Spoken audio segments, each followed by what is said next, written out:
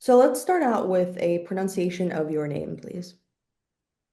Jessica, I go by Jess, Lapachinski. Okay, amazing. Let's go all the way back to the beginning of your relationship with sports. How did that begin? What sports were you put into, or did you choose sports?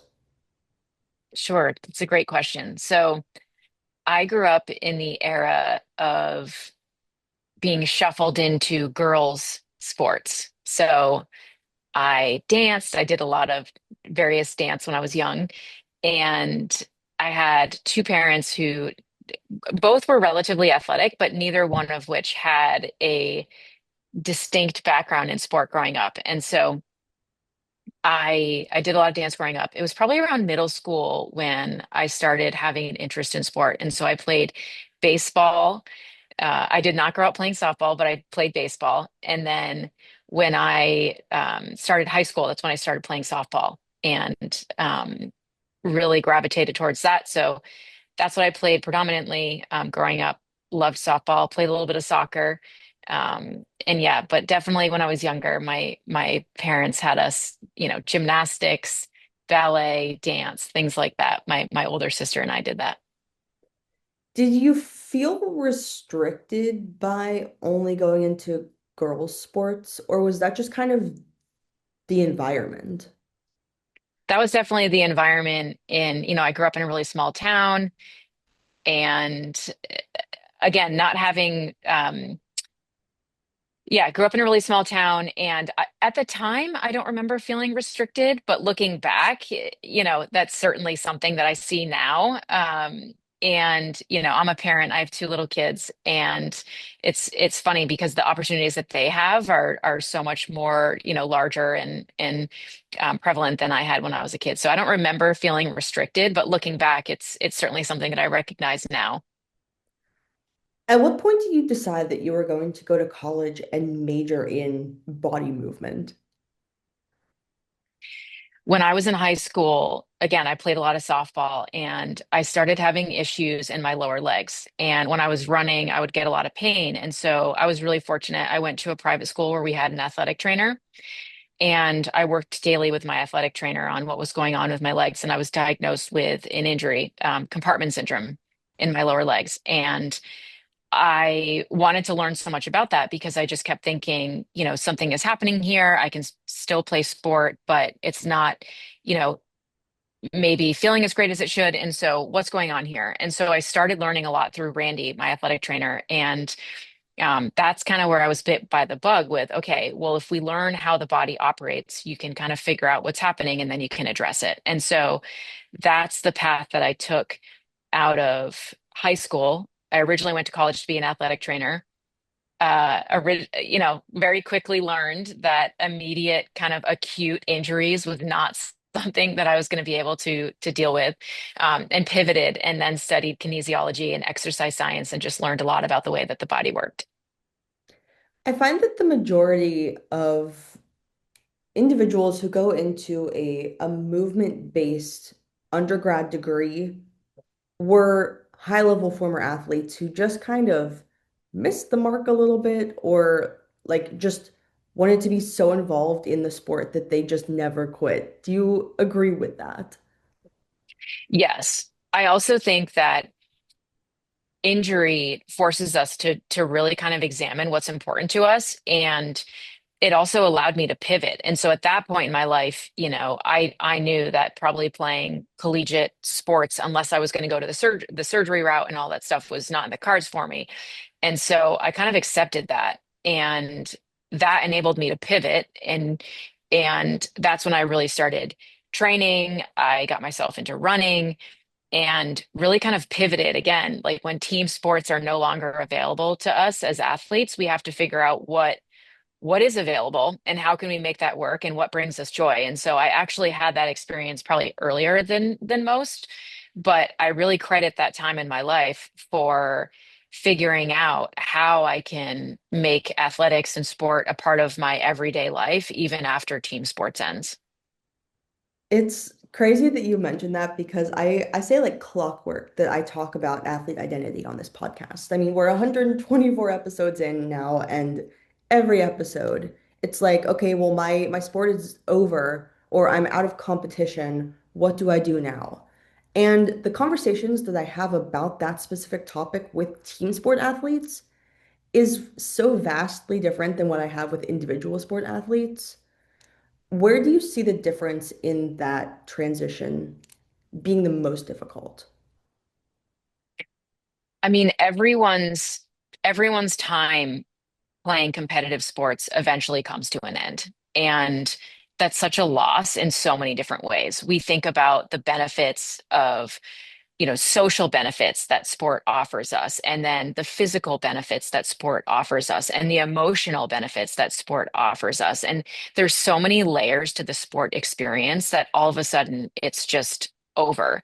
And that's incredibly hard. I mean, if you think about Olympians, you think about professional athletes, you think about collegiate athletes with really robust careers, even high school athletes, there's a time when our sport experience comes to an end. And I think because it has such an impact on our time, who we are as a person, and it's easy to think about performance as part of who we are because it's our brains and our body that's performing. And so if that's why it feels so personal. And so, I mean, athletic identity is so big and so important, and there's so many layers to it that it affects us in every way. And I think that that's something that the more in it you are and the higher levels that you compete at, I think the larger the athletic identity typically is. And that's why it's so robust when our time ends. So I can imagine that athletic identity is a big overarching topic for sure. When did you realize that a Bachelor of Science in Kinesiology was not going to be the end goal of your educational career? It's interesting, when I was an undergrad, I just wanted to study what I wanted to learn about. And so that's why I went the kinesiology route. I didn't know exactly what I wanted to do. I graduated college and continued to take some education courses. My mom worked in education and my sister was kind of headed towards that path, my older sister, and I just kept thinking, okay, maybe this is a path that I'll pursue. Um, and then I was searching for jobs early in my career and had an opportunity to go work at a boarding school.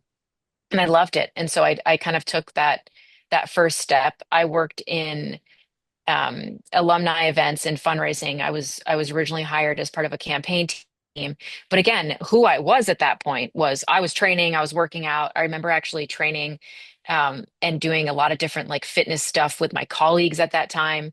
And that, I mean, that's who I was, right? And so I knew that at some point, maybe I'd pursue some sort of master's education and go back into like a sport path. But at that time, I was just kind of, I was in my early 20s. I was going through the motions, like trying to make some money and figure it out. And so at some point I knew, I wanted to kind of pivot back into working in athletics. Um, but at the time it was just kind of like, all right, we'll throw some stuff at the wall here and see what sticks. So what were you doing between your bachelor's and getting your master's? So I started working at a private boarding school called Deerfield Academy, located in Western Massachusetts. And again, I traveled a ton in my first couple of years working there because I worked as part of a campaign team. We were raising money. I traveled with the director of athletics at one point. He was a speaker at one of our events, and I got to know him a little bit and really liked him and thought he was smart and creative and ran a really amazing athletic program at the school. And a job opened up over in the athletic department, and I applied and then moved over into that role. I knew that I wanted to pursue a master's in sport management, sport leadership, and spent a couple of years in the athletic department before I pursued that. Maybe 1 year. Anyway, then I pursued my master's in sport leadership through Northeastern. I did that full time when I was working, and that it was such a great program. I learned so much, had a great time. Um, and was able to kind of use those skills in real time and apply them to my work. So that was really fun. That was also a time where I was just kind of growing as a professional and figuring out what I wanted to do next, and knew that athletic administration was a path that I was on, and I was really engaged and motivated to be in. What percentage of your sport admin colleagues are former athletes? I mean, all of us. I mean, super high percentage. Yeah. I don't know anyone. Again, I work at a college now, and so all of our coaches played collegiate athletics, really high level. And even admins are all, former athletes in one way or another, or current athletes in one way or another. So What was it about your sport admin master's degree that set you on the path toward the athletic director roles? I think that's a natural path when you start working in athletic administration. So one of the cool things about working in a private boarding school is that I had an opportunity to do a little bit of everything. It was event management. I got my strength and conditioning certification and did some work with our teams there. I coached a little bit and did some, coaching at the varsity level. But then I was also, athletic event management and tournaments and things like that. And so it's such a small shop that you have an opportunity to do a little bit of everything. That's so cool because you can quickly figure out, okay, like this is what I really like, this is what I don't like. And so, and then the natural progression, right? Is just to kind of continue up the ladder until, you enter either an associate AD or an AD role or whatever it might be. And so, um, I think when I started and even now, it wasn't as though, this is the end goal or this is what I'm trying to do. It was just kind of like, all right, I love working with great people. I love working in places where I feel like I can do really meaningful work. How can I keep stacking that to feel like I'm adding value and I'm doing something of value that I feel for me. And so that's kind of the path that I took and continue to take, to be honest. When you have an experience where you're kind of dipping your hand into a lot of different experiences, like you had at the boarding school, was that your first experience with sports psychology, or did that come later? So sports psychology came a little bit later for me, but when I look back, it just makes complete sense in my brain, I guess. So my first master's degree was in sport leadership. I had a capstone project towards the end of my master's, and the capstone project that I did was, all these leadership development programs started popping up in collegiate athletics at the time. And I thought, okay, well, let me do some work here where I can research and figure out, one of the things that popped up in the research was we appoint these captains, but we didn't actually provide them with any skills or training or competency to actually engage that role and really kind of lead. And so what came out of that capstone project that I did was developing this leadership curriculum and working with a couple of colleagues at the boarding school and moving in this path that had us, okay, if we these are the skills that we want these leaders to have in athletics. So how can we teach them, right? How can we collaborate in a way that makes sense? And so, but out of that also came this optional course that we taught, and the demand for that was overwhelming. We were so excited about these sophomores and juniors who just kind of opted into learning about these sport leadership skills through this optional course that we taught. And I started just kind of realizing certain things. I started to realize that these high level, these are some of the brightest students in the world, the most accomplished athletes in the world. They were focused on feelings and emotions and outcomes. And so I just kind of started just recognizing that, I guess. And then the further I got down the road in that role, I just kind of thought, okay, this is something that I'd like to learn more about. Then in my last year at Deerfield, I taught ninth grade health. And that was so fun and so interesting for so many reasons. But the class period was really long. And I remember, you know, you're trying to keep these ninth graders engaged. And so I would kind of toss out these questions every now and again. And because of my background in athletics, they would often be about resilience or leadership or the way that you think. And we would talk about, how to deal with setbacks and mistakes and things like that. And we would just kind of have these 5 or 8 minute discussions, sometimes like in the middle of class, just to break things up. And again, I started to think about, these are some of the most smart students, most amazing students for so many reasons. And they would struggle with these little, um, you know, they would experience some sort of setback and then not be able to get through it. And in a really kind of quick or effective manner. And so that's when I started to think, okay, I need to learn more about this because this is going to help me become a better teacher and this is going to help me become just a better, professional in general working in this area of sport. And so that really encouraged me. Even though I left Deerfield and came here to Amherst, that's when I went back to school. I got my second master's degree in sport and exercise psychology. And that's when I started to really think about how athletes think and why they might think the way that they do. When do you think is the right time to introduce a topic like mental skills to young students and young athletes? Is it ninth grade health? Like, Yeah. is that the right That's time? yeah, that's a good question. I definitely think so. Now I'm also in private practice and I personally won't work with anyone under the age of 14. I think 14 is an age where it's obviously still very young, but it has the capacity to think about the patterns and to think about actions and behaviors and how all of these different things kind of interact. That said, I have 2 children under the age of 10. And we'll for sure talk about breathing techniques and mindfulness techniques and how to be present and how to take a breath before you talk with a friend if you're having a disagreement or things like that. And so there are some basic skills that can be incorporated at almost any age. Um, but when you get really kind of into the, performance minded, um, resilient reset type things, like I would say, that 13, 14 age is probably a benchmark to where that stuff starts to really stick. I don't talk to a ton of youth sports centric guests, which is why I think it's interesting to ask someone like you who has experience all the way up.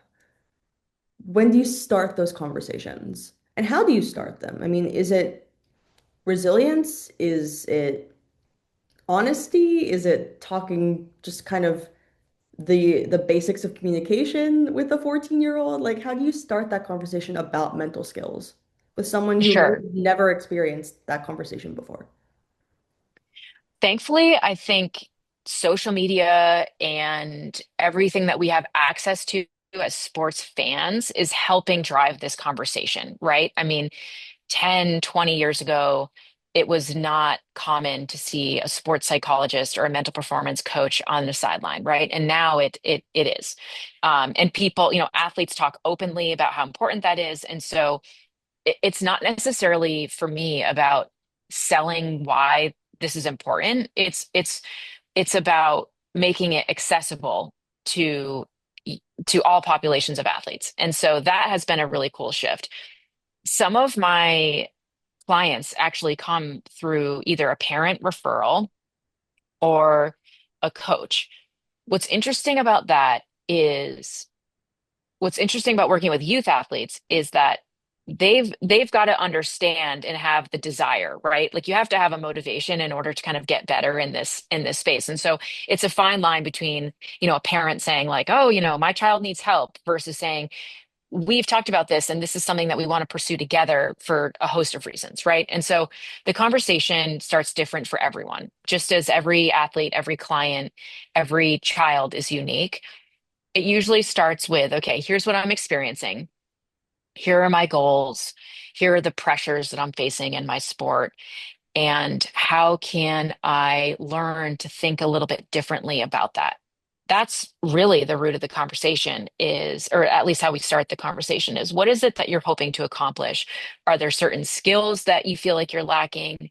And so much of it is really having an outlet that's not a parent or a coach to help us make sense of these things in our mind.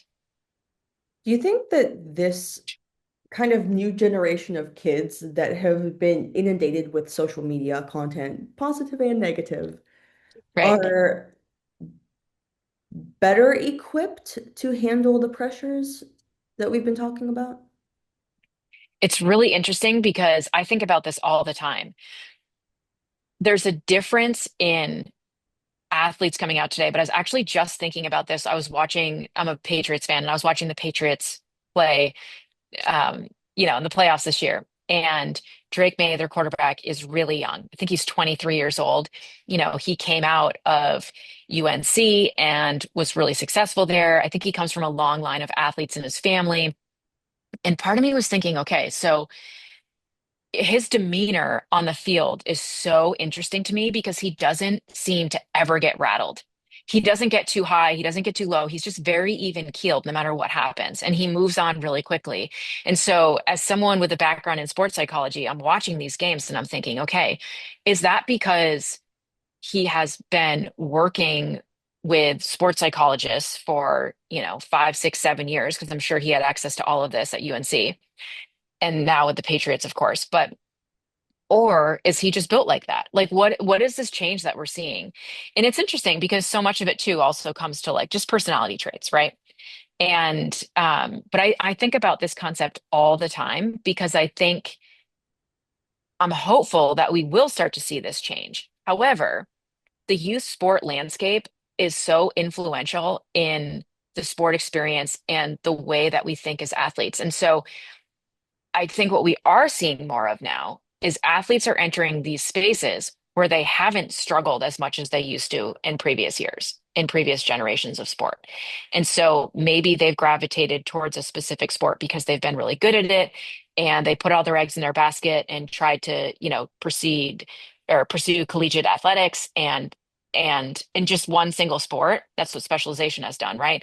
So it's interesting to think about this because I could see it going both ways. Either they're entering the sport arena and haven't actually struggled a lot, and so we're going to see that unfold in real time, or they've had access to sports psychology resources for many more years before they actually hit the professional sport arena, and we're going to see them be able to handle this a little bit better. It's interesting.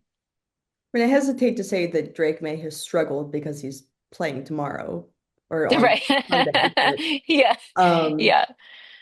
but I saw this stat. I think he is the youngest quarterback to play in a Super Bowl or to start It in a could be Super right. Bowl. Yeah. Obviously, there's a whole team behind him, but I think that speaks to the latter of your points. I mean, it's not that he hasn't had to struggle. He's one of 32, you know? Right. So is the mental game what's actually winning? Yeah, it's a great question. Um, it's a great question. I do think that I mean, and what's interesting is as fans is we never know, right? Like we never know what's actually happening in someone's brain, how much work they're doing, how much resilience that they've faced. I mean, we don't know that, right? And so that's what I think is so interesting because we can um, what we see is not always indicative of what's going on, right? And so who knows? Maybe he did, you know, struggle in various sports who kind of built up this resilience over the years. I mean, I don't know. He seems incredibly athletic. I think he was also a basketball player and I remember seeing a clip of like Nick Saban watching a basketball, like him going to see one of, Drake May's basketball games, which is hysterical. Um, but yeah, I mean, I think it's interesting to think about that and how roles in multi-sports. I mean, there's a ton of research around how much that builds us up as athletes. And I think that experience is really missing for today's youth athletes, right? We don't see a whole lot of that. But it's going to be interesting how it unfolds this weekend for sure. But again, when you're in this space, you can kind of see how people think and you can watch how they react, right? And how they respond. And everything out of that kid is beyond impressive when it comes to the way that he thinks under pressure. Jalen Hurts is another one I love to watch.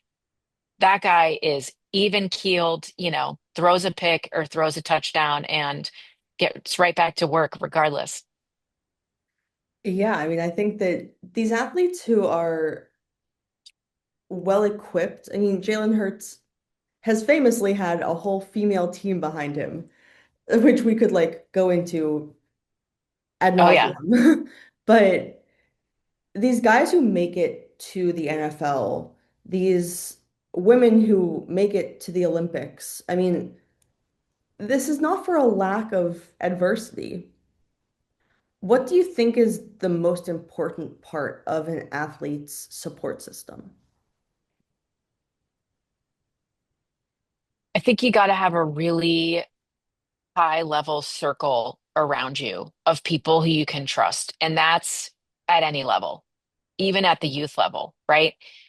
I think you've got to have people who care about who you are and value you as you. And I also think that, the relationship that we have with ourselves is the longest relationship we're going to have in our lives. And it's also the most important. One of the big skills I'm constantly working with athletes, especially young athletes, is just how to talk to yourself, how to listen to yourself, how to be kind to yourself, how to offer self-compassion. I think that that is so huge because we start to believe that.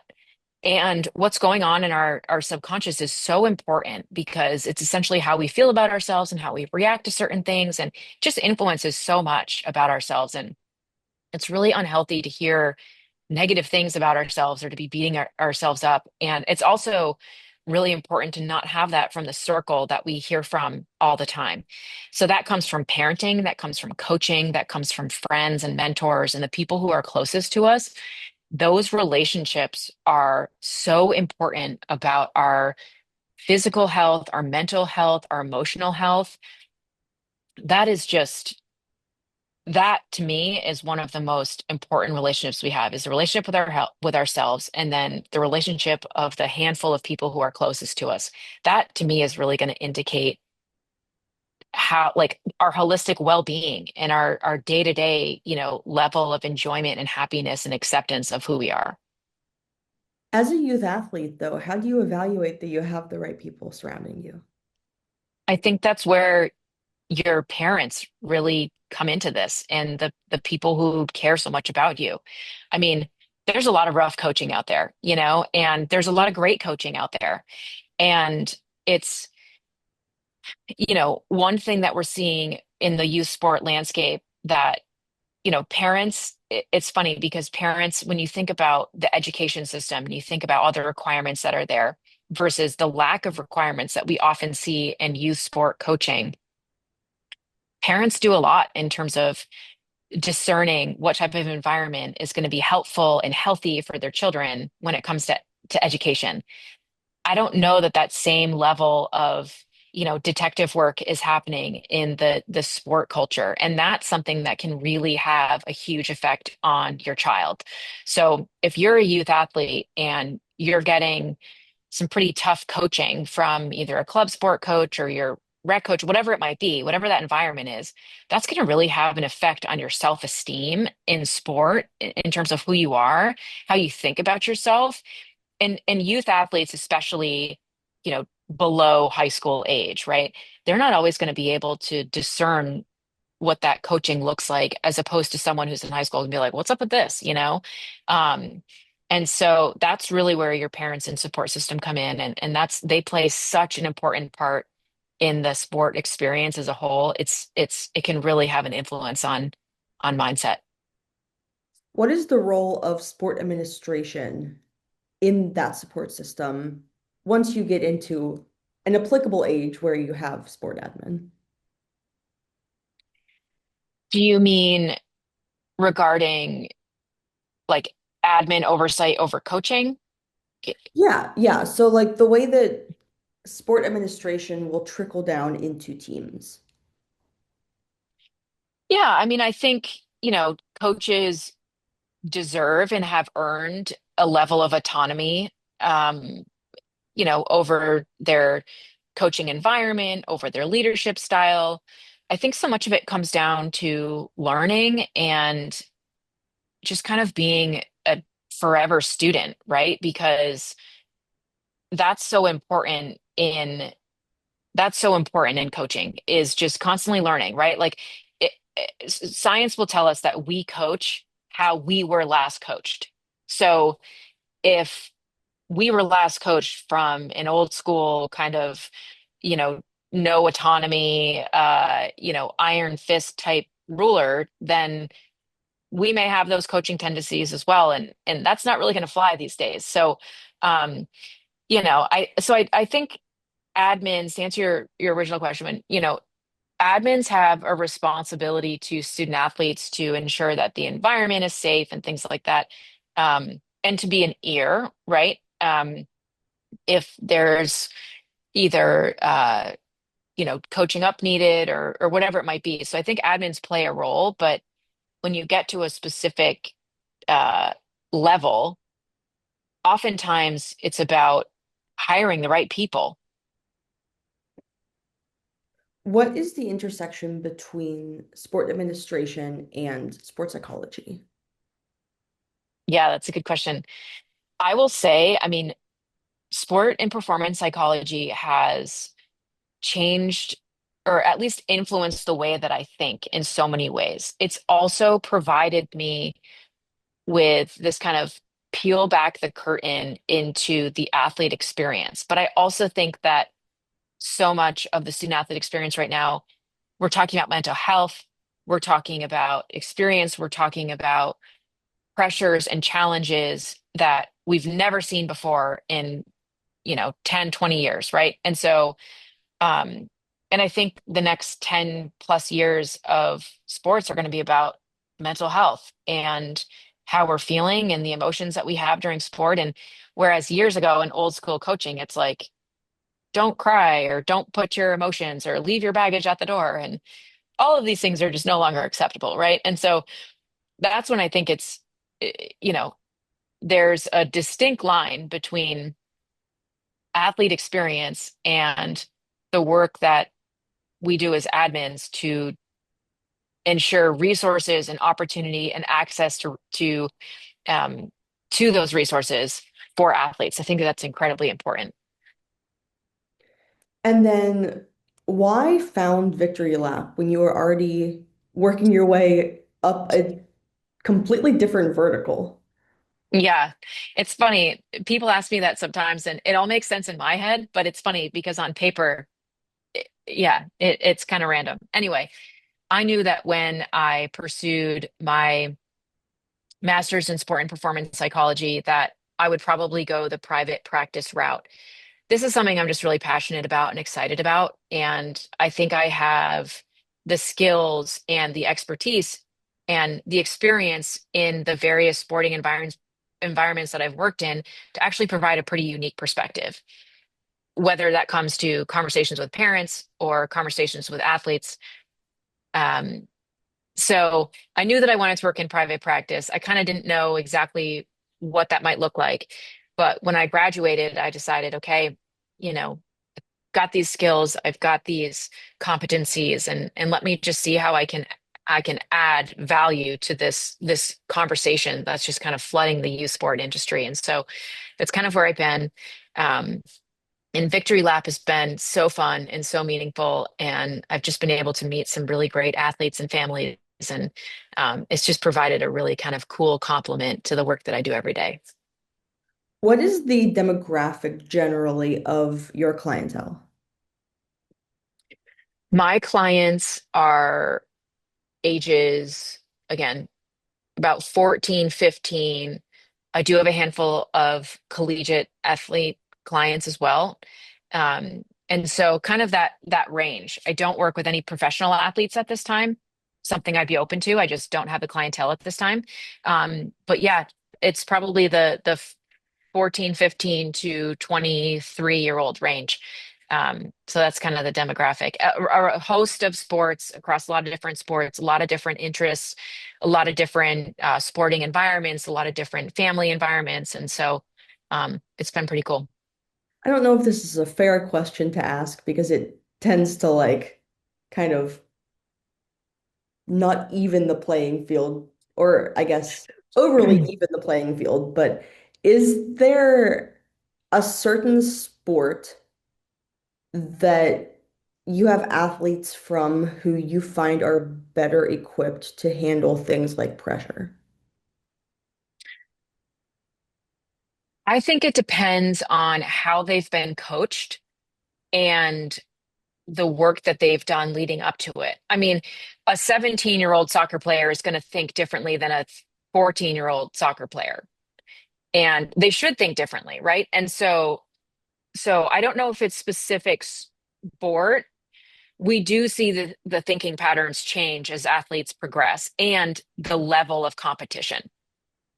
But someone who's 14, 15 probably has not been matched up against a lot of other players who are either better than them, or like if you're playing a really high level, if you're a really high level basketball player, you may have seen a handful of players over the years through various um, club activities, but you're probably not seeing a ton of competition at that level that's going to kind of take you out of your own game because you think, oh goodness, they're better than me. Or so it's interesting to see how that play out. I don't think it's necessarily sport based. It's more tied to age and opportunity that they've had in sports so far. With the last 3 minutes of this interview, I've concluded my questions. Is there anything that I missed about your story, about the lead up to what you're doing now, or what you're currently doing? Um, Sorry, like are you asking me if there's anything else I want to add? Yeah, yeah.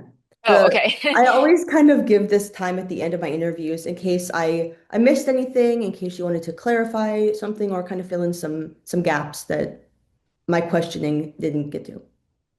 Sure. Um, no, I mean, I think this has been great. I think when you start a path and, I pursue this line of work because it's really exciting to me to see athletes, especially youth athletes, find so much success. And we're all going to end our sport career at some point. And learning how to enjoy it and learning how to kind of get the most out of yourself, but also validate the fact that this is really hard. And there's a lot of different feelings and emotions associated with playing sport. And ultimately, we're here to provide an environment of excitement and joy. And the way that we can do that is just, great coaching and um, being able to kind of encourage various opportunities. And so, yeah, Yeah, I mean, I think that the sport administration kind of skew to your perspective is so interesting because it really is melding a couple different types of support system into one person. So thank you for coming on and talking through that. I really appreciate it. of course. Yes. Thanks so much for having me, Julia. I really appreciate this. This is a lot of fun. I think you have about a month until this episode comes out. So if there's anything Okay. between now and then that you'd like to add, send me a DM on LinkedIn and I'll include it in the script. And then I'll reach back out once this episode is published. Perfect. Thank you so much. Can I tease this on my Instagram? Of course. Yes. Okay, hold on. I'm going to take a picture. If that's okay? Of course.